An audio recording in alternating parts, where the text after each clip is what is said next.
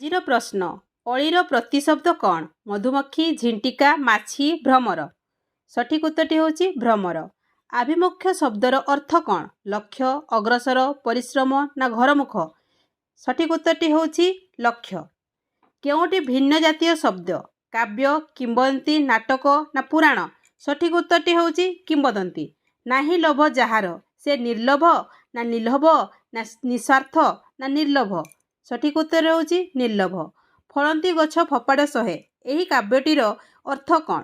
ଗଛରେ ଫଳ ହେଲେ ଫୋପାଡ଼ା ପକାଯାଏ ନା ଗଛରେ ଫଳ ଧରିଲେ ଗଛ ନଇଁଯାଏ? ଗଛ ଫୋପାଡ଼ାରେ ଆଘାତ ସହି ଫଳଦାନ କରେ ନା ନିଜ ଦେହରେ ଫୋପାଡ଼ାର ଆଘାତ ସହିବା ପାଇଁ ସେ ପ୍ରଚୁର ଫଳ ଉତ୍ପାଦନ କରେ? ସଠିକ୍ ଉତ୍ତରଟି ହେଉଛି ଅପସନ୍ ନମ୍ବର ସି, ଗଛ ଫୋପାଡ଼ାର ଆଘାତ ସହି ଫଳଦାନ କରେ। କଇଁ କଇଁ କାନ୍ଦ, ସେହିପରି ଝାଇଁ ଝାଇଁ କ'ଣ ହେବ? ପବନ, ଥଣ୍ଡା, ଖରା, ବର୍ଷା? ସଠିକ୍ ଉତ୍ତରଟି ହେଉଛି ଖରା। ଯଦି ଆପଣଙ୍କୁ ଭଲ ଲାଗିଲା ଲାଇକ୍ ସେୟାର କରନ୍ତୁ।